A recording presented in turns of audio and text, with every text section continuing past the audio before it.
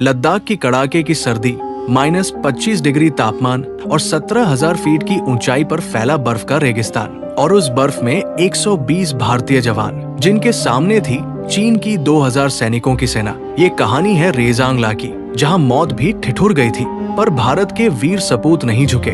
तो आज हम जानेंगे रेजांग ला की लड़ाई की पूरी कहानी।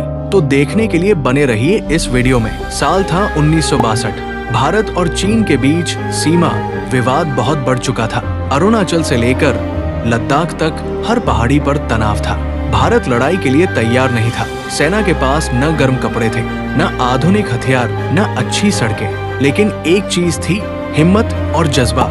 अक्टूबर 1962 में चीन ने भारत पर हमला किया और नवंबर तक जंग लद्दाख की ऊंचाइयों तक पहुंच गई। रेजांग ला नाम की एक अहम भारतीय पोस्ट थी, जहां से भारत का पूरा लद्दाख बचाया जा सकता था। वही था रेजांग ला पास, और उस पर तैनात थी कुमाऊं रेजिमेंट की सी कंपनी, जिसे लोग कहा करते थे दी अहीर कंपनी।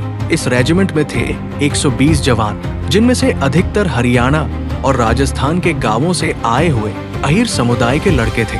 किसी की नई शादी हुई थी, किसी की मां ने पहली बार बेटे को वर्दी में देखा था। इस पूरी बटालियन का नेतृत्व कर रहे थे मेजर शैतान सिंह भाटी, जोधपुर के रहने वाले। शांत लेकिन साहसी इंसान, सिर्फ नाम में ही शैतान था, पर दिल में बसता था भगवान। रेजांग ला पोस्ट समुद्र तल से लगभग 17,000 फीट ऊपर थी। यहाँ ऑक्सीजन आधी थी, तापमान -25 डिग्री सेल्सियस, और चारों ओर सिर्फ बर्फ और पत्थर। जवानों के पास ना बंकर थे, ना तोपें, बस थी कुछ पुरानी राइफलें, जिनमें से कुछ तो जाम हो चुकी थी। फिर भी सबके चेहरे पर मुस्कान थी, क्योंकि वो जानते थे अगर रेजांग ला चला गया तो लद्दाख भी हाथ से चला जाएगा, और वो ऐसा होने नहीं देने वाले थे। फिर आया वो दिन, 18 नवंबर 1962।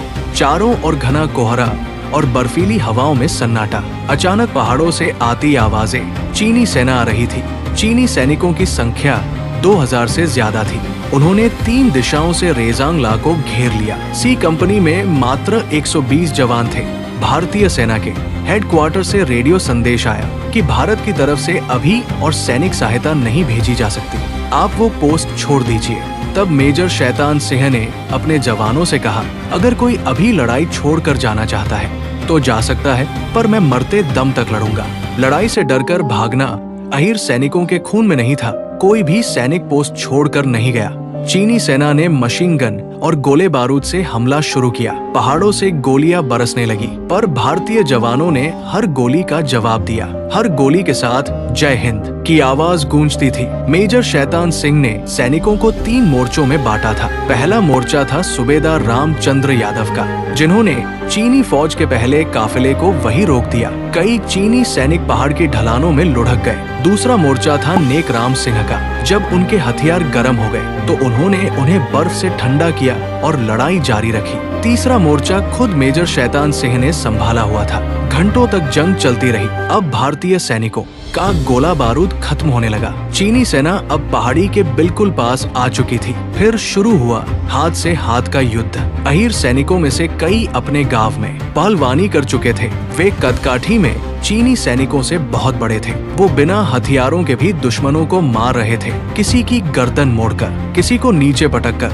भारतीय सैनिकों ने बंदूकों के बट और पत्थरों से भी दुश्मनों का डटकर सामना किया। कई जवान गोली लगने के बाद भी डटे रहे। एक हाथ से गोली चलाते, दूसरे से साथी को उठाते। मेजर शैतान सिंह ने कहा, कोई पीछे नहीं हटेगा। उन्हें गोलियां लगी, लेकिन उन्होंने पीछे हटने से इनकार किया। जब लड़ाई खत्म हुई तब तक 120 में से 114 भारतीय सैनिक शहीद हो चुके थे, लेकिन चीन को अपनी सेना के 1300 से ज्यादा जवान खोने पड़े। रेजांग ला का इलाका शवों से भर गया था और हर भारतीय सैनिक अपनी जगह पर पड़ा था। राइफल अब भी सबके हाथ में थी। कोई भागा नहीं, कोई झुका नहीं। जब बर्फ पिघली और भारतीय सेना वहां पहुंची तो जो उन्होंने देखा वो देखकर सबका दिल गर्व से भर गया। हर जवान अपनी फायरिंग पोजीशन में शहीद हुआ था। किसी के पास खत्म हो चुकी गोली थी, किसी के पास बर्फ में जमी हुई बंदूक। सिर्फ एक बात साफ थी, उन्होंने आखिरी सांस तक लड़ाई लड़ी थी। भारत ने इस युद्ध को कभी नहीं भुलाया।